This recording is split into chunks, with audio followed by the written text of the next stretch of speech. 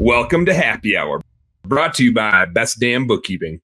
There's one connection that I made to just how I've looked at marketing historically in our window cleaning pressure washing business, and I don't look at it this way in my bookkeeping business, which I think is funny that I have like segments of how I think about marketing. But in our window cleaning and pressure washing business that we've had forever, I would look at acquisition costs and I'd be like, we did this marketing, we got this result, boom. But for sure, no doubt about it, the clients that just clicked on the thing and we paid this much for the lead and our conversion rate was this, and therefore our acquisition cost was that, and our average job size and our ROI, they don't know us, right? It's the repeat clients that know us and the value of that. Now, marketing is still useful, and I'm still willing to pay and think about acquisition costs in terms of we got to go find more of those people. But for us, it's not about the first time we do work for them. We're trying to find the people that believe what we believe. And the challenge that we have is we're going to go do a lot of transactional shit, and we're going to get a bunch of really shitty clients. And we don't know that they're shitty because they just found us on Google or Thumbtack or Home Advisor, or you name it, pay-per-click thing. And we don't have a great way to tell if they're hiring us because they actually thought we were trustworthy and they liked what we had, or they hired us because they planned on fucking us over, which like that happens to all of us, right? Yeah. Like we get hired by people that are like, I'm going to have them come out and do a bunch of shit and I'm never going to pay them and I'm probably going to sue them.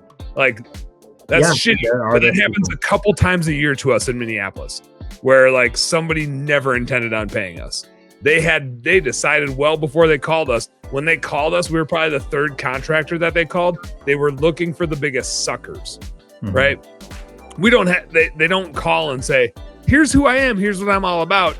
I just want to let you know before you actually agree to come work on my property. Like, no, like all intentions seem great. And then you do work for them. And then you realize like, oh shit, like they were out to get us from the get-go. They knew they could take advantage of us because we don't have the lawyers and the whatever to fight it.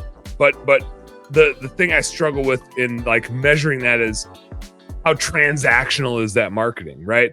Referrals tend not to have that, right? You don't tend to run into that customer from relationships that you have and trustworthy things that you have. But the more you get into transactional marketing where you're finding new people that you don't have a relationship with, the more you run into tire kickers, the more you run into shitty clients that aren't really your type of client, but you don't always know that before you do work for them. And sometimes you hose yourself, but you're just always trying to find a new way or another way or an additional way to find a client that's gonna stick.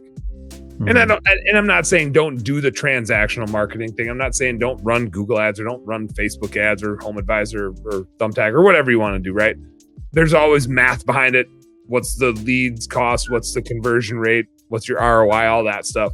But there's just something to be said about the relationship and trying to find the right customers with the right relationship and growing through that. There's no substitute for it. Yeah. And so I think you said it earlier, but I just want to like bring that point around, which is that's getting more and more and more and more valuable because of the fake ass bullshit that's out there in the marketing space. That relationship marketing is just getting that much more valuable. Hey, home service heroes, thank you guys so much for tuning into our home service happy hour content today. I sure hope you learned a little something, and I sure as heck hope that it was entertaining. If you did find it fun and entertaining, make sure you like and subscribe to the channel for more cool, fun, entertaining business content. And speaking of which, stay tuned. There's a little more here and a little more right here. Check it out.